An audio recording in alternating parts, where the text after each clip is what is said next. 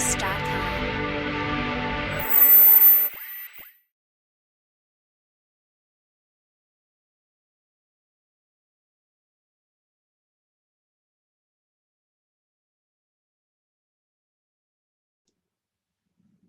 Okay, now we are starting with the chapter states of matter. Okay, so in this chapter, we are going to discuss actually before going further, you should know states of matter, how many parts are there. Okay, so states of matter are basically according to the broad classification, simple classification, they are divided into solid, okay, liquid, and gas.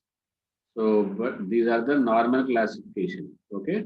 Out of these classification, the most variable state of these states is gaseous state. Okay. Variable in the sense it is nothing fixed. Neither its shape is fixed.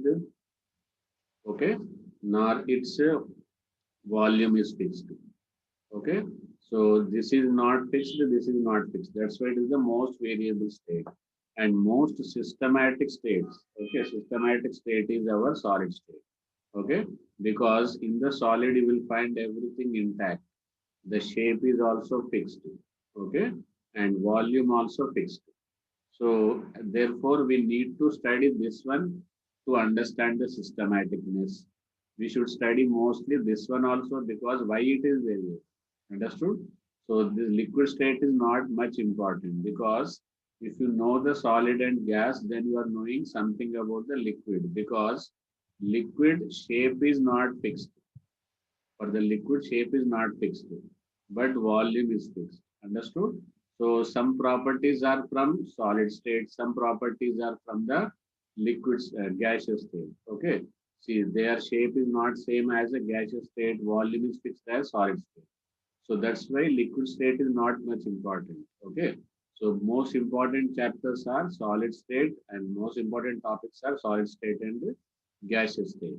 So once it is more randomness, more random, that means nothing is fixed. Therefore, we should have a rules to regulate this. Okay.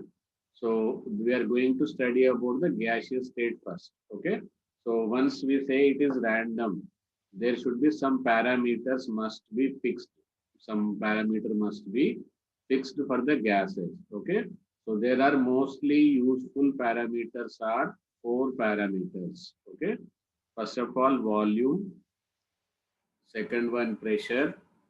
Second one is what? Pressure. Third one is temperature. And fourth one is nothing other than the amount of gas. Okay. So amount of gas is not here volume. Amount of gas can be interpreted in two ways. It can be number of moles. It can be in mass also. Okay. So these parameters we are going to study about the gas. Okay. Now before going, as in my lecture, mostly what I will say, I start from the very basic. I will start the class as people, student know nothing. Then slowly, we will improve the level of the lecture. Okay. So now I am considering you are just starting your science. Okay. So now volume is what? Anything, the space occupied by any substance is volume. Okay. So volume of a sample gas is considered as a space of the container. As I told you, gaseous state is the most variable state. So it is if is there is no fixed volume for the gas. Suppose one gas is kept in 1 liter container, then volume of the gas will be 1 liter. Same amount of gas when kept in the 5 liter container, then that time volume of the gas will be 5 liter. Okay, so this is what written here. The volume of any sample of gas considered the space of the container that occupies. Understood?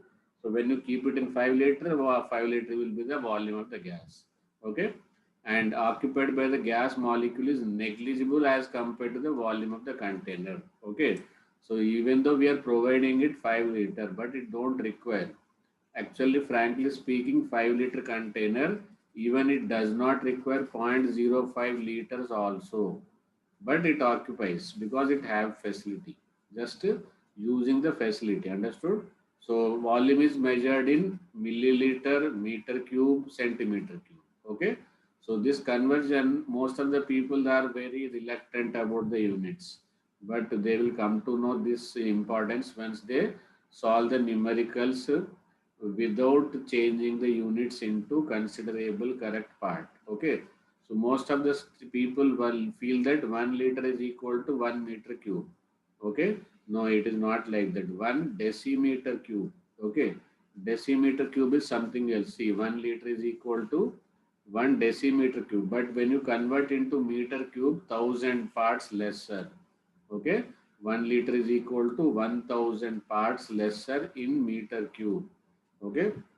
Now, when the same you express in the cc, so people know that our engine cc, bike engine cc, car engine cc, like Alto 800, Maruti 800. That means 800 cc is the engine volume. Okay. So cc stands for cubic centimeter. People proudly say my bike have 300 cc engine. Okay, Pulsar 200, 250 cc, 280 cc, like that RTR. So that engine volume is cc means it is cubic centimeter. Okay, so cubic centimeter means cube of the centimeter. That is a volume only. Actually speaking, that 800 cc means it will be 800 milliliter. But if you say 800 milliliter, they think it is very small. But when you express that in the units of cc, then they will feel, okay, your bike is having a good cc engine. Okay, so that means that much ml of uh, fuel can be combusted at a given point of time. So more volume of the fuel combusted, more will be the uh, energy liberated. So more will be the pickup of the bike, or more will be the pickup of the car. Okay. So pickup means more energy in very less span of time. Okay.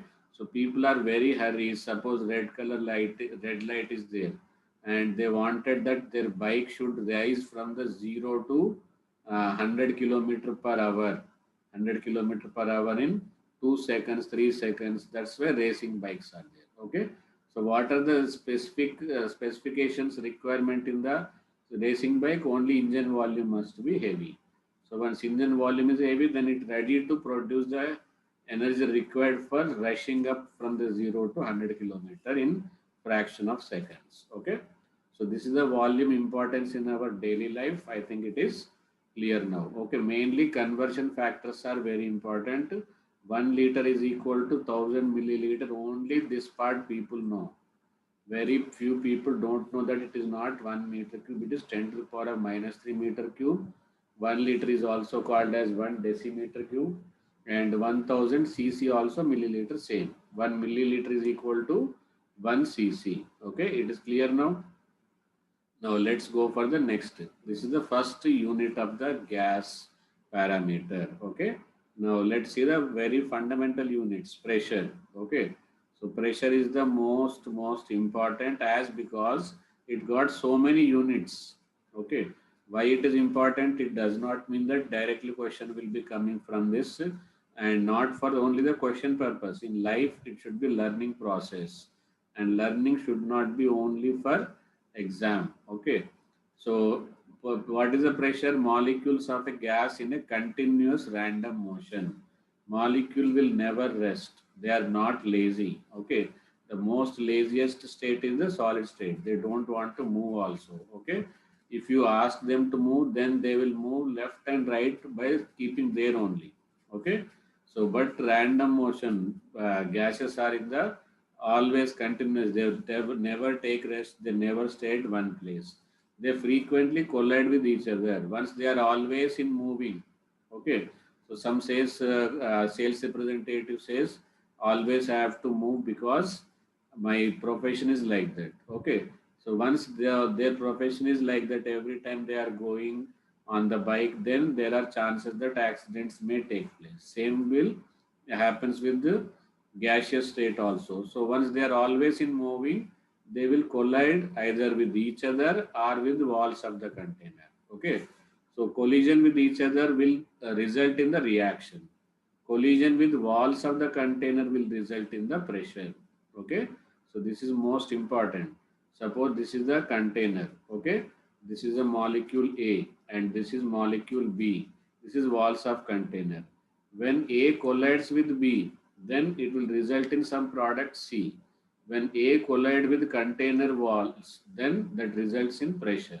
So let them A and B make n number of collisions. We are not going to count it in the pressure calculation. We are going to calculate pressure only for the number of collisions made with the walls of the container. Okay.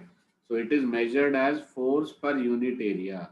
So in 1 unit area, we will take how many collisions with what force the gaseous molecules are coming and colliding. Okay, uniform in all directions. Okay, so then it is measured instruments. There are two types of instruments: manometer and barometer. Okay, so their different purpose. We cannot replace a manometer with the barometer, barometer with the manometer. Their purpose is different, but their measurement thing is same. What is they measure? They measure the pressure. What they measure? Measure pressure. But pressure also divided into two types. What are those two types? That I will tell you. Okay. So first let us see the what are the manometer and what is the types and how they are used. Okay. So let's see first manometer. Okay. So first let us see about what? Manometer. Now, manometer is simply an instrument to use the gaseous pressure. There are two types of pressure: atmospheric pressure, gaseous pressure. Even though we are measuring the pressure only, but if you wanted to measure a gaseous pressure, then we have to use manometer. Barometer is a special instrument which cannot be used to measure the gaseous pressure. Barometer is used only for the measurement of atmospheric pressure. Which pressure? Atmospheric pressure only. Okay. This cannot measure gaseous pressure. This cannot measure atmospheric pressure. Okay. Now, suppose if we have a cylinder. What is this? This is a cylinder. Okay. I cannot draw a very good diagram, but you should be able to adjust with me. Okay. Now here there is a oh,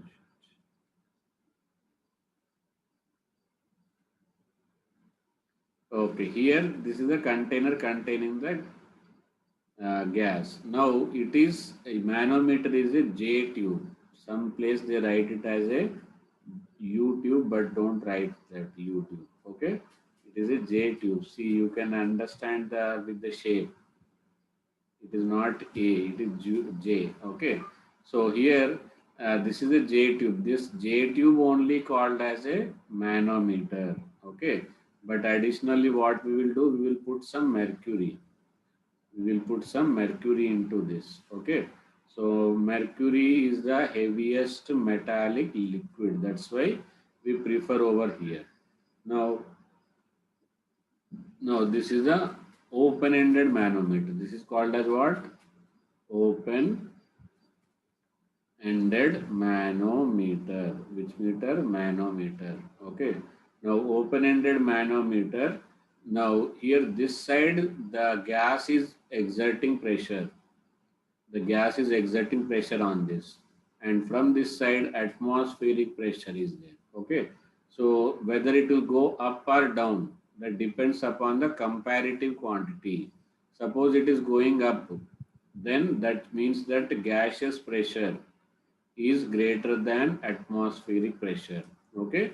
If it is coming down, that means gaseous pressure is less than the atmospheric pressure. Okay, that is the difference. So if it is down, okay, that means gaseous pressure is less, and if it is moving up, that means atmospheric pressure is less and gaseous pressure is more. Okay, so in that every time we should know the atmospheric pressure also, then only we will be knowing the gaseous pressure. Okay, so if it is moving this, suppose this moved up. Okay, so when you place the gas, then it is moved from here to here. Up to here it is measured. Okay. So this is because this side force is very much high. Now this gap in the levels we will calculate. Okay. So that will be H. Okay. So with the help of that H we will be calculating pressure. Pressure is equal to rho GH.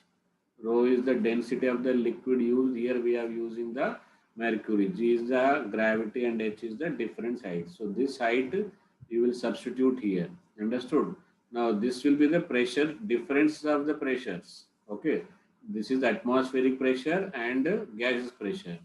Now it is in this side, it is height. That means gaseous pressure is more than the atmospheric pressure. Okay.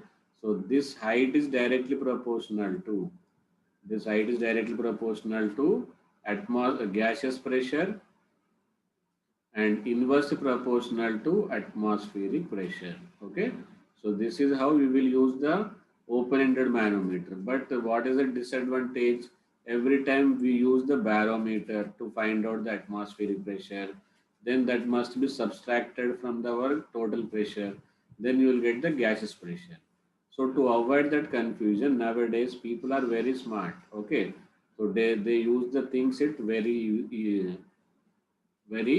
cunning way. Okay, they don't want to know much thing, but they want always tricks. Okay, so they don't want to theory, they don't want to everything, they want only marks. Okay, so if somebody says that I will complete the total chapter in 10 minutes, then everybody will be there.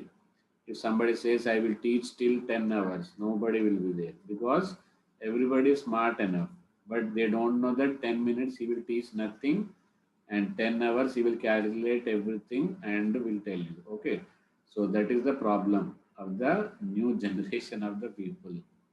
Okay, now let's see the, then what they have done smartly close this one.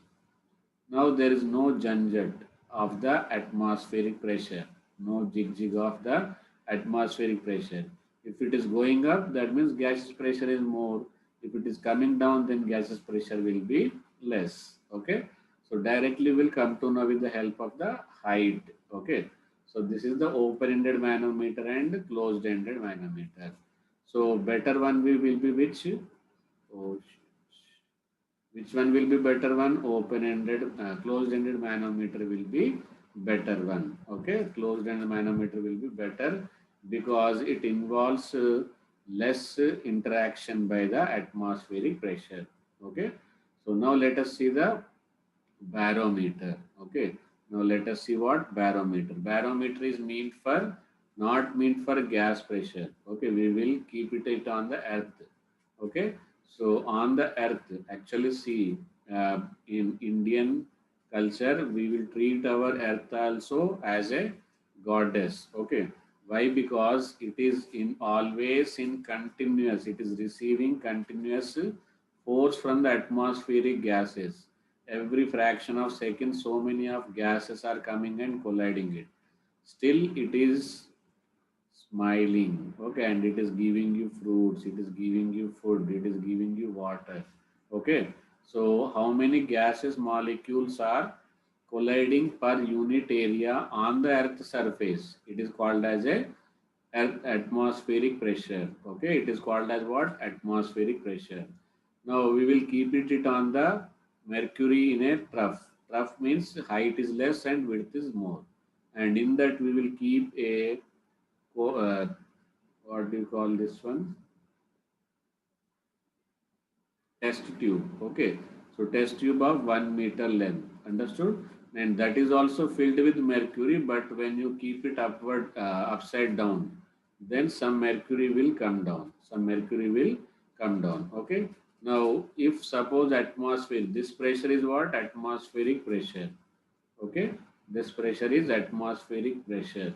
So when this atmospheric pressure is more, then the mercury from here to here it will go up. Okay, so that means height will increase. Okay, so this height is directly proportional to, let us take, this is the height.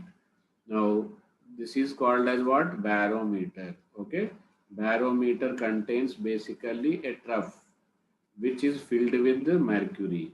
Then we place the, we will fill the test tube with mercury, which is of 1 meter height and inverted into the trough. Once it is inverted, it will come down, come down, come down, and after certain time it will stop. Okay, once it is stopping means atmospheric pressure is balancing it. Okay, so with this height again we will calculate same. Pressure is equal to rho into G into H. This is the height of the mercury column. Okay. So that's why every time you will find 760 mm of Hg. Why they are using now? That is because see, this height is 760 mm. Okay. So actually 1000 mm means 1 meter. Okay. So 760 mm means up to 760 mercury is rising up when 1 atmospheric pressure is there. Okay. So this is the height. That's why we every time use Hg because we are using the mercury. Why this mm? Because it is the height. Understood? So this is the types of pressure. Types of pressures are how many types? Two types. Gaseous pressure and atmospheric pressure. Atmospheric pressure measured with barometer. Gaseous pressure can be measured with open-ended manometer or closed-ended manometer. Okay, but closed-ended manometer is better one. Okay, now this is about the types of pressure we have done. Now it's time for us to study something other, that is units of pressure. Okay, so types of pressure we have studied. Now let us study about the units of pressure. Okay, so now you got the clarity, I think, about the manometer and about the barometer. Okay, if you are having a clarity, then we will go further. Okay, so then here it is expressed in terms of the MKS units are Newton per meter square. This is the area, this is the force. Pressure is simple, force per unit area. Scientifically, pressure is force per unit area. So force is measured in Newton, area is measured in meter square. Okay. Or mm of mercury. Why we measure mm of mercury? I think already clear now. Atmospheres. Actually, we are comparing with the atmosphere. Okay, that's why it is called as atmospheric pressure. That's why it is called as atmospheric pressure. Okay, next. Okay, then manometer and barometer. Okay, then 1 atmosphere we say it is 1.013 into 10 to the power of 5 Newton meter square. Newton meter square, or 1.013 into 10 to the power of Pascal. This is very important. Okay.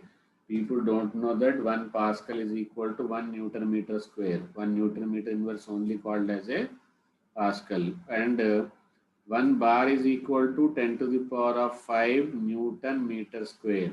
1 ATM is equal to 760 mm of Hg, 76 centimeter of Hg, 760 torr and 1.013 bar. So these many units are there. Okay, torr, bar. Okay, 1 ATM is not equal to 1 bar. This is going to be very useful while solving the numericals, especially integer type questions, where significant figures are very important. Okay, so this is about the pressure units. Is it clear now? Types of pressure, pressure definition, units of pressure, everything is clear now. Let's go for the next part. Okay, then temperature. The third thing we are going to measure about the gas is temperature. Okay, so temperature can be discussed. What is temperature? That most of the students don't know. Okay, what is that temperature? They know, but when they have to define, then they don't know. Okay, actually temperature definition most of the students don't know. Okay, so actual definition is measure of hotness of a body. Measure of what? Hotness of a body or coldness of a body. Okay, how much heavy is there, that is mass will decide, and how much big is their volume will decide. But how much hot it is, how much cold it is, then it is decided by the temperature. Okay, so now how we can measure it is hot or cold and how many times hot?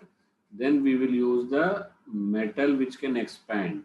Okay, so why we selected the mercury only to measure the temperature? Because its expansion quantity per every rise of the temperature is more. Okay, and it is less reactive. Okay, so and it is a metal, therefore and it is shining surface, so easy to locate. Because of these advantages, it is used to measure the temperature. Okay, so why only mercury used? I think it is clear now. For a given variation in temperature, its expansion is very pretty high, because of which we can calculate, we can measure, and we can express the temperature easily. Okay, so one of the scale to measure temperature is Celsius.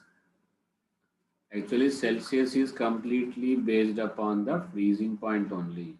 The temperature where it will freeze is taken as a 0 degree Celsius. The temperature where it starts boiling is taken as a 100 degrees Celsius. From 0 to 100, whatever the division is there, that is made into 100 equal parts. So that each equal part is called as a 1 Celsius. Okay. Then it was observed by the Gay-Lussac that rise in volume of a gas, given mass of gas, each degree rise is nearly equal to 1 by 273 times of its volume at 0 degree Celsius. Okay. So if V0 is the volume of a gas at 0 degree and Vt is the volume of the gas at T degree Celsius, then okay, Vt is equal to V0 plus V0 into 1 plus T by 273. Okay. So actually what it is, see, uh, for example, V0 is the volume at 0 degree Celsius and volume at 1 degree will be volume at 0 degree plus volume at 0 degree by 273. Okay, same way 2 degrees, so 2 times it will increase, V0 plus 2 into V0 by 273. Same way V3 will be V0 plus 3 into V0 by 273. Like that, if I take T, then that V0 will be taken common, that temperature T will be 3 degree 3, 2 degree 2, 1 degree 1, like that T degree will be here. This will be actually T degree Celsius. Okay, this will be actually T degree Celsius.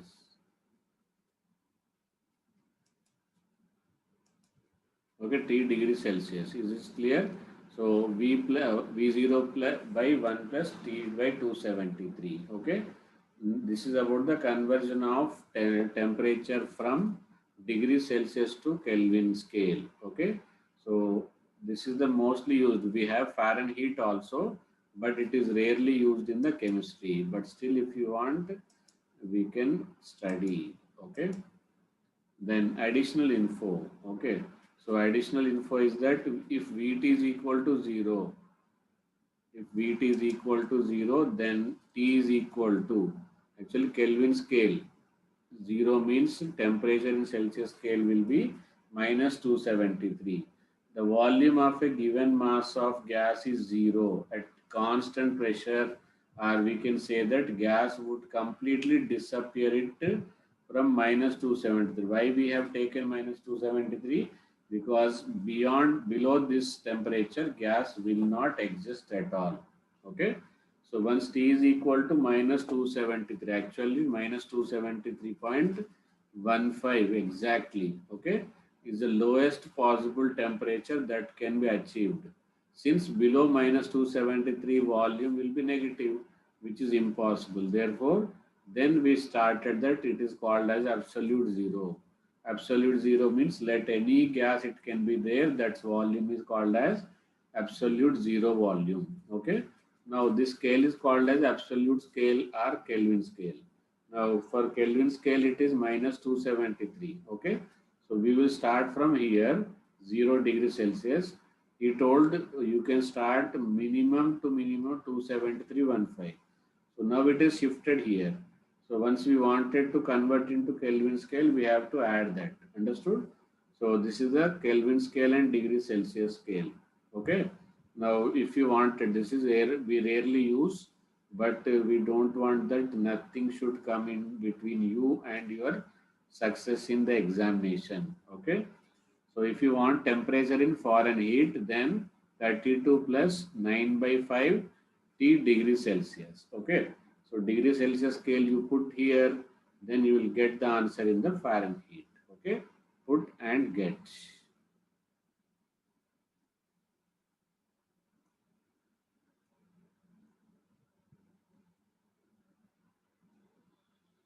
Okay, now we say STP, STP, STP everywhere. But what is STP? STP is the standard temperature and pressure. Okay, so standard temperature is 273 Kelvin or 0 degrees Celsius.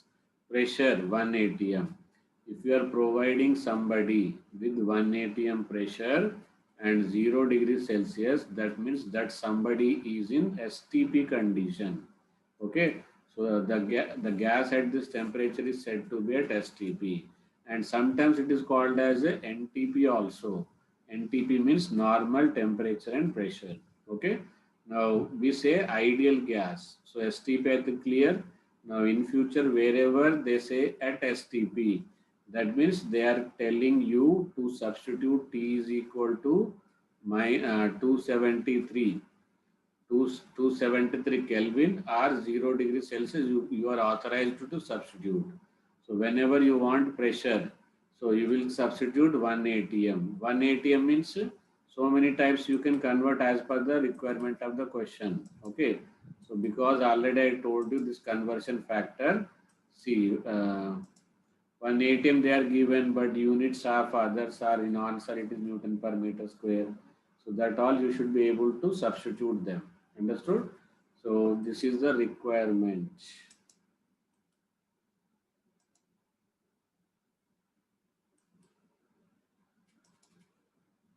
Okay, so this given you can utilize if they mention that it is STP condition. Now, once you say ideal gas, okay, so ideal means what should be the personality, what should be the condition to be an ideal person or ideal gas. First of all, there should not be no intermolecular force between the gaseous molecule. That is, they don't exert any kind of force on each other.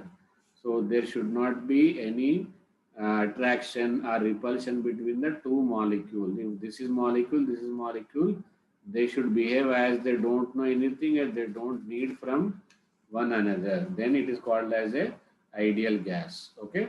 Then size of molecules is almost negligible as compared to volume occupied by the gas. Okay.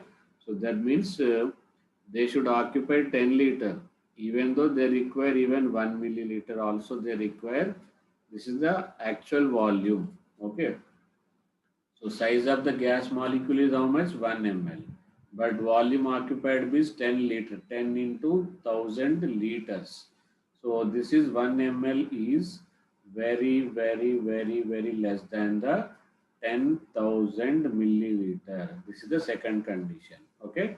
So you can directly subtract, you can directly write as a 10 liter as their volume. Okay. Now let's see the next properties. Okay. So these are the ideal gas properties. Mainly volume should be zero and attraction force or repulsion must be zero. Okay. So these are the 2 points which are to be borne in mind about the ideal gas. Now let's see the gas laws. Okay. So before proceeding to the gas laws, you should have to have 4 properties in your mind. Okay. What are those 4 properties? Pressure, volume, temperature, and number of moles. So out of this 4 variable, any law, okay, any law can give only relation between 2 variables only. Okay, so there is understanding between the scientist. Now Boyle said that I will give the relationship between the pressure and volume. So then other people should not disturb them. Okay, now we are in the concern of relation of the pressure and volume only.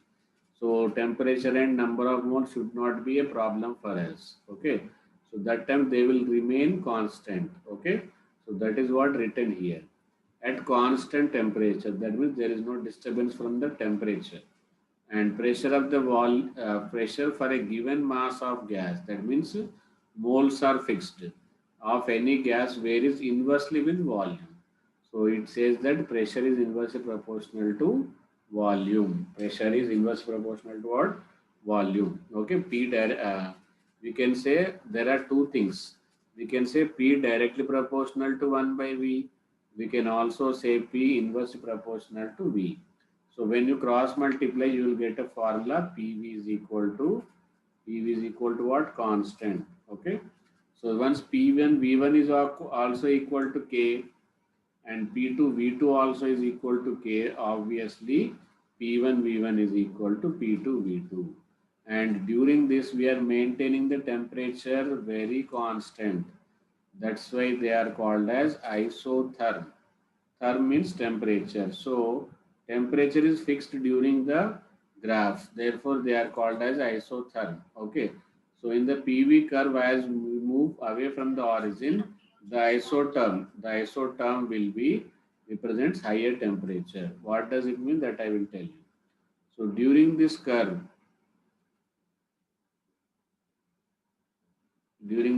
temperature is maintained constant.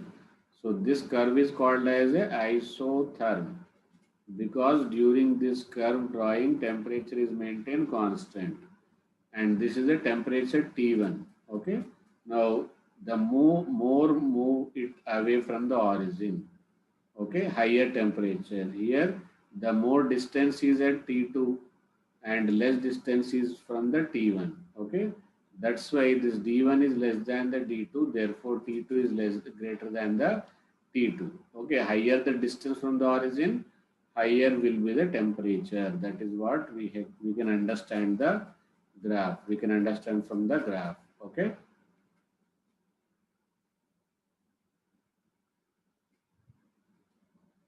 Okay, now there are certain other graphs also. So if we draw that graph was drawn by taking P and V. Understood? But we can also draw the graph by taking 1 by V on x-axis, P on y-axis. Then it will be origin passing through. PV is equal to constant, therefore it will be constant. Whether you take P or V on